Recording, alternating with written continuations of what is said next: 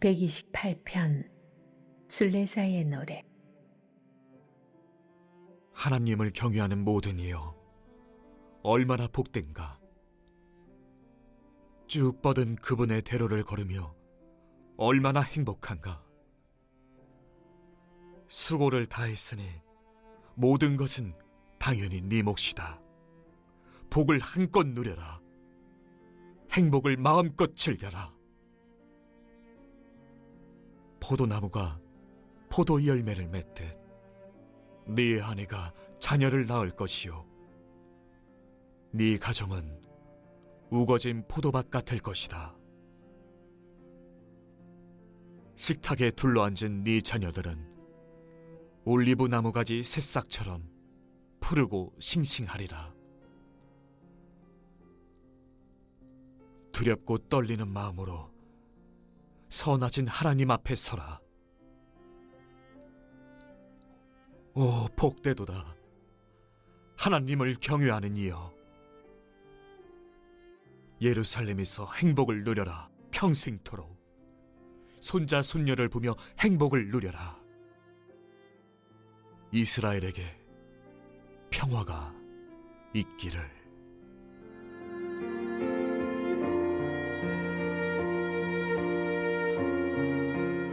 시편 128편은 앞에 127편과 주제와 내용상 유사한 점이 많습니다.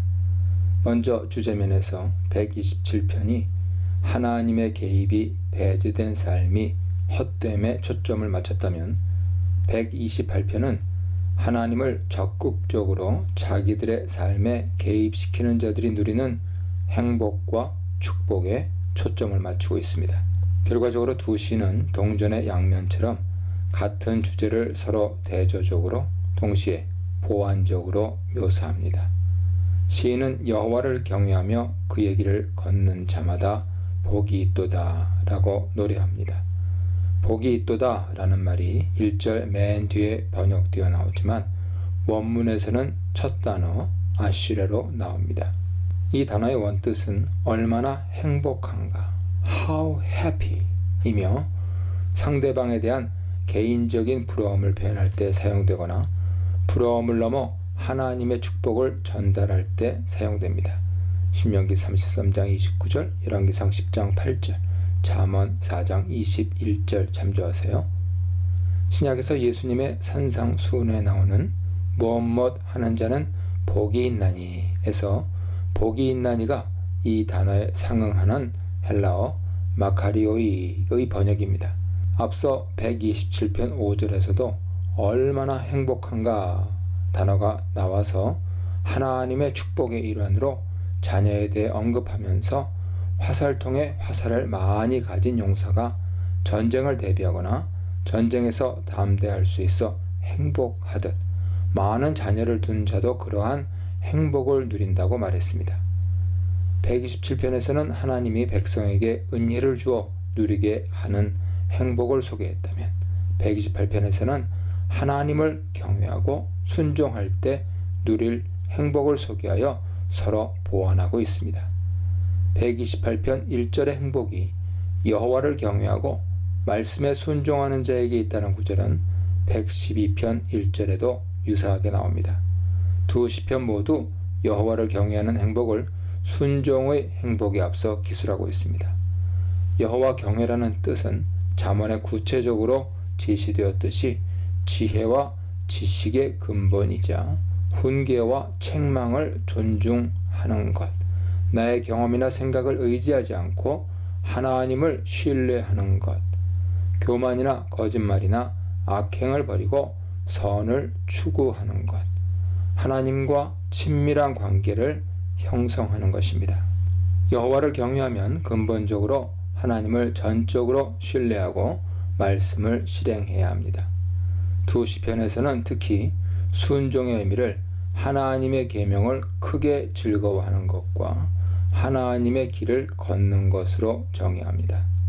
진정한 순종에는 진심으로 말씀을 즐거워하는 마음과 말씀대로 행하려는 자발성이 포함된다는 것을 보여주죠. 2, 3절에서는 구체적으로 너라는 주어를 사용하여 여호와를 경외하고 말씀을 순종하는 자들, 가장을 중심으로 한 가정의 구성원 모두가 누리는 행복한 삶을 설명합니다.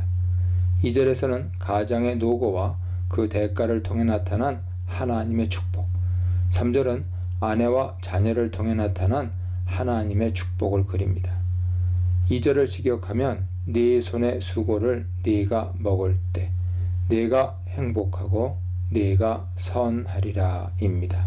원문에서는 네 손의 수고가 문장 맨 앞에 강조되었고, 특히 네 손이라는 말은 직접 일했다는 점을 부각시킵니다.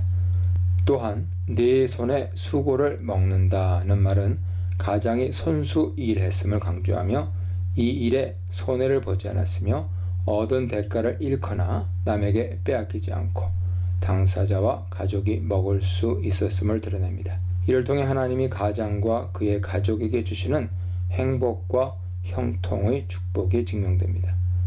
2절의 이런 내용은 앞 시편 127편 2절을 가리키죠.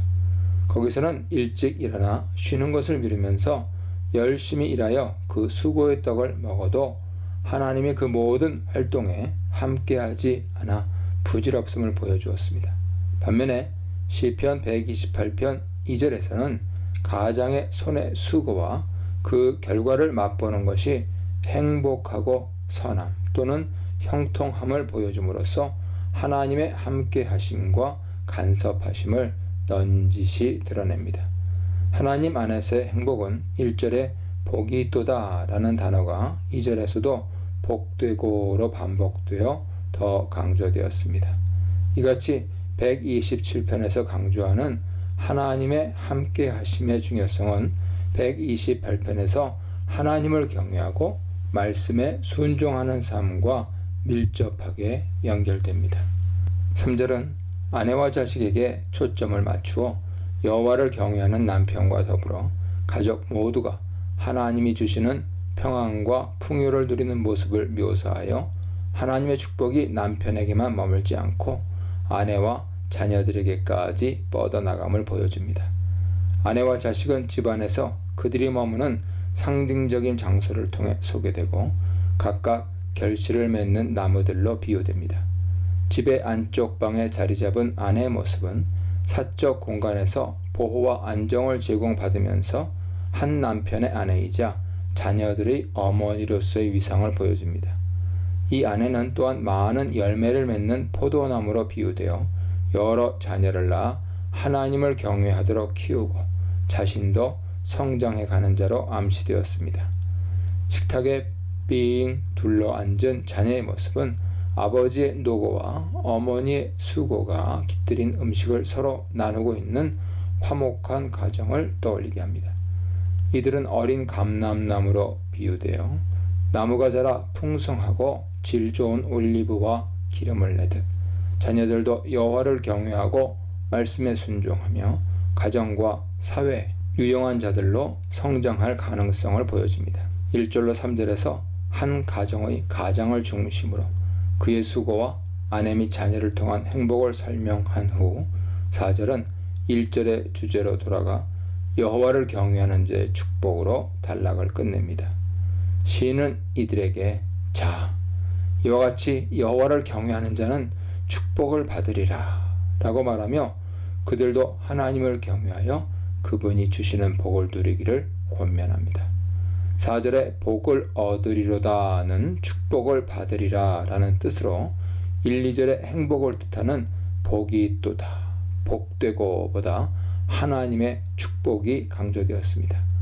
여호와를 경외하는 자는 2, 3절에 묘사된 행복과 축복이 가득한 가정을 꿈꿀 수 있습니다. 5, 6절입니다. 1절로 4절에 여호와를 경외하는 사람과 그의 가정에 임한 하나님의 축복은 5, 6절에서는 시온과 이스라엘에게로 확대됩니다. 하나님은 그를 경외하는 그의 백성을 시온에서 축복하실 것입니다. 시인은 하나님의 축복을 기초로 하여 그들에게 평생 동안 예루살렘의 번영과 자식의 자식을 보라고 명합니다. 여기서 언급된 두 도시 시온과 예루살렘은 하나님이 사랑하여 택하신 곳이며 하나님이 자기 이름을 두고 백성과 영원히 함께 거할 것을 약속하신 장소입니다. 하나님이 시온에서 백성을 축복하신다는 말은 하나님이 계속해서 시온에서 백성과 함께 하심을 암시합니다. 백성들이 하나님을 경외하면 하나님은 장수와 후손의 축복을 더하실 것입니다. 어디에 살든지 예루살렘의 번영을 볼 것입니다.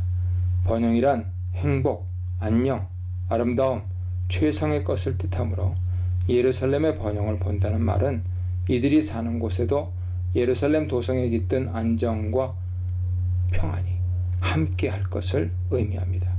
한편 5, 6절의 백성을 향한 축복의 기원은 하나님이 이스라엘 백성을 축복하기 원하여 제사장에게 가르쳐 주신 민수기 6장 24절 이하의 제사장 축복 기도를 연상시킵니다.